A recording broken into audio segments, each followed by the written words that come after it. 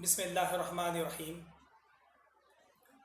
एक आदर्श समाज कैसा होता है, उसमें क्या खूबियाँ होती हैं, क्या अच्छाइयाँ होती हैं, ये हमारे सामने रहना बहुत ज़रूरी है। ये आईना अगर हमारे सामने रहा तो हम आज का जो हमारा मौजूदा समाज है, हमारा जो देश है, उसकी जो सामाजिक स्थिति है, जो वातावरण है, उसकी सही सूरत उस आदर्श समाज के आईने में हम देख सकेंगे। तो कुछ उसकी अच्छी बातें, कुछ खूबियाँ कि आदर्श समाज कैसा होता है, मैं संक्षिप्त में पॉइंट वाइज आपके सामने रखने की कोशिश करता हूँ। पहली बात तो ये है कि आदर्श समाज के अंदर एक व्यक्ति की जान सुरक्षित होती है,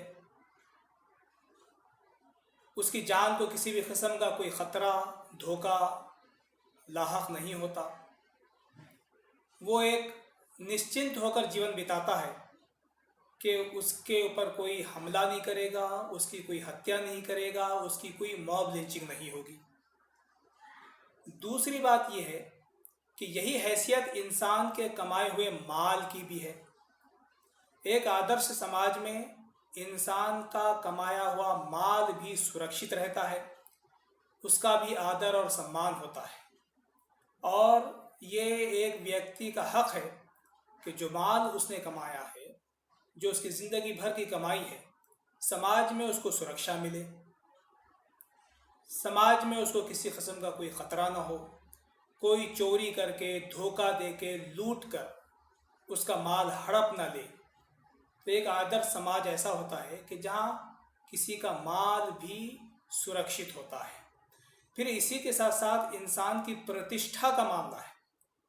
एक आदर्श समाज में हर इंसान की जो प्रतिष्ठा है वो बनी रहती है, ये उसका हक है।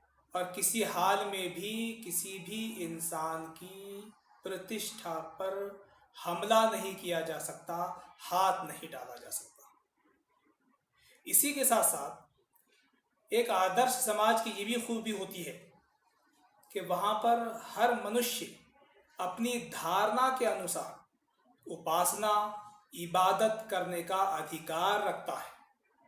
उसको अपनी धारणा के अनुसार, अपनी श्रद्धा के अनुसार इबादत करने का, उपासना करने का अधिकार होता है। उसमें कोई हस्तक्षेप नहीं करता और उसको ये आज़ादी होती है, उसको ये स्वतंत्रता होती है कि वह अपनी श्रद्धा के अनुसार, अपनी धारणाओं के अनुसार अपनी उपासना करे, इबादत करे, भक्ति करे।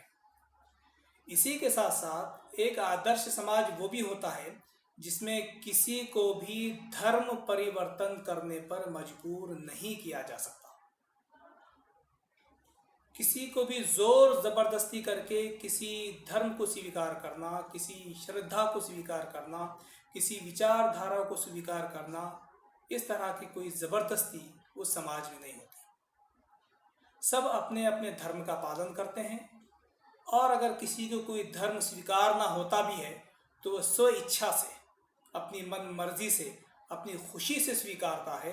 कोई उस पर ज़बरदस्ती नहीं करता, कोई ज़ोर ज़बरदस्ती करके किसी का धर्म परिवर्तन नहीं कर सकता। ये एक आदर्श समाज की जो है तो खूबी होती है। फिर इसी के साथ साथ किसी के पूजा स्थलों का भी अपमान एक आदर्श समाज में नहीं किया जाता। हर समाज के पूजा स्थल होते हैं, प्रार्थना स्थल होते हैं।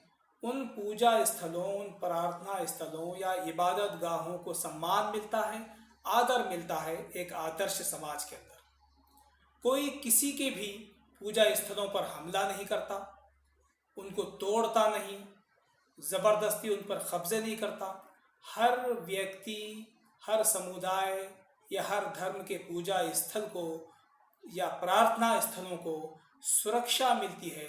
ना सिर्फ गवर्नमेंट सुरक्षा देती है बल्कि खुद समाज भी उन पूजा स्थलों को सुरक्षा देता है। ऐसा समाज ही एक आदर्श समाज होता है। आइए ऐसे आदर्श समाज को निर्माण करने का हम सब संकल्प लें। बहुत बहुत शुक्रिया।